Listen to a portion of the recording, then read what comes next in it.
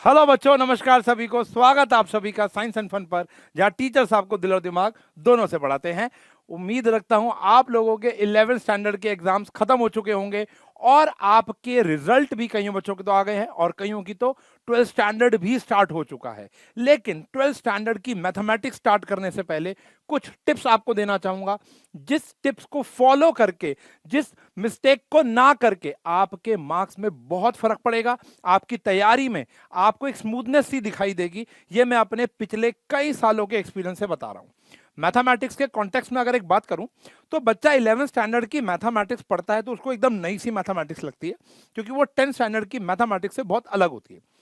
11th standard की maths पढ़कर आपने पेपर भी दिए होंगे और आप क्लियर आउट भी कर चुके होंगे। कईयों को दिक्कत आई होगी, कईयों ने स्मूथली उस 11th स्टैंडर्ड को एंजॉय किया होगा। दोनों बच्चों के लिए एक बात बोलूं कि अगर आपको 12th को भी बहुत मक्खन तरीके से तैयार करना है तो कुछ चैप्टर्स ऐसे हैं जो आपको पढ़ लेने हैं। सीधा 12th स्टैंडर्ड की पढ़ाई शुरू कर देने से मुझे लगता है बहुत दिक्कतें आएंगी। ये कुछ 5 चैप्टर्स हैं जिनको आपको प्रिपेयर करना है। हाँ, आप 12th स्टैंडर्ड मैट्रिसेस और डिटर्मिनेंट से शुरू कर सकते हो, लेकिन उसके बाद कई सारे ऐसे चैप्टर्स हैं जहां पे पिछला 11th का बहुत सारा कंटेंट यहां पर इस्तेमाल होगा। कैसे प्रिपेयर करना है, कितना प्रिपेयर करना है, मैं इस लेक्चर में आपको बताने वाला हूं और एक बहुत बड़ा ऐलान यहां पर करने वाला हूं। जी हां, जैसा कि आप जानते हैं इस चैनल को अब science and fun 9, 10th, 11th, 12th के नाम से जाना जाएगा। तो यहां पर 12th के भी उसी तरीके के प्यारे प्यारे आपके पसंदीदा वन शॉट्स यहां पर आने शुरू हो जाएंगे।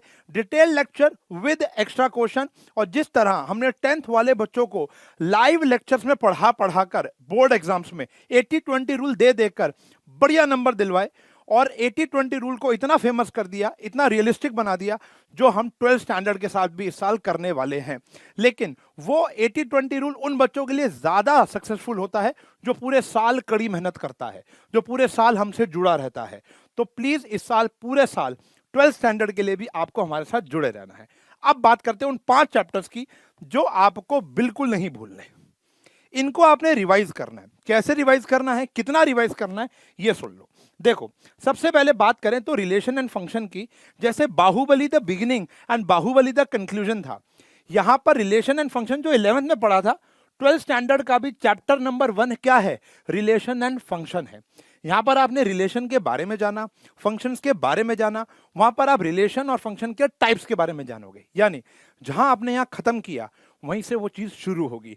तो इसको रिवाइज करना ना भूलना।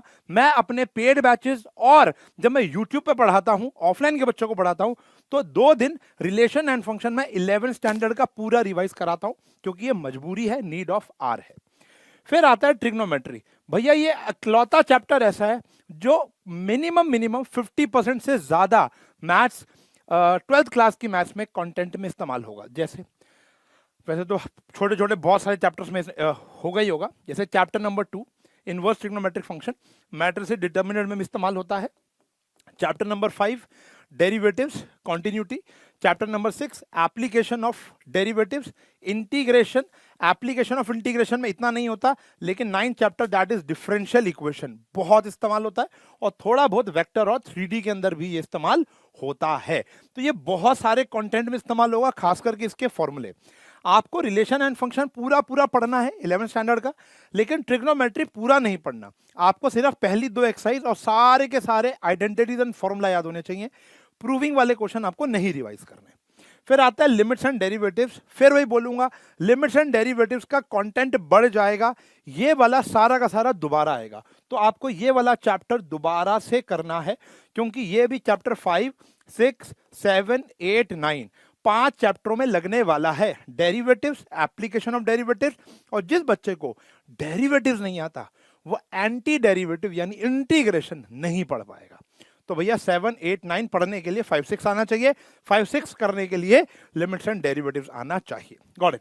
कहां से करेंगे, रुक जाओ बता रहा हूं। फिर आता है छोटा सा chapter permutation, combination and probability. इन दोनों का कॉम्बिनेशन इस साल की प्रोबेबिलिटी में लगेगा, बहुत इंपॉर्टेंट है, ये भी आपको पढ़ लेना है। इसके अलावा 11 का कुछ पढ़ने की नीड नहीं है, धीरे धीरे इन पे फोकस करो।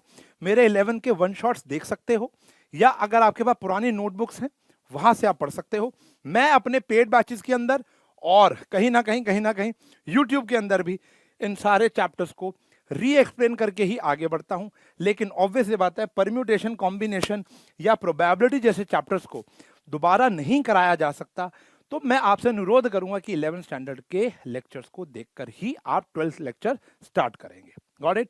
तो इन चैप्टर्स को आपने पढ़ना है और फिर अपनी 12th स्टैंडर्ड स्टार्ट करनी है।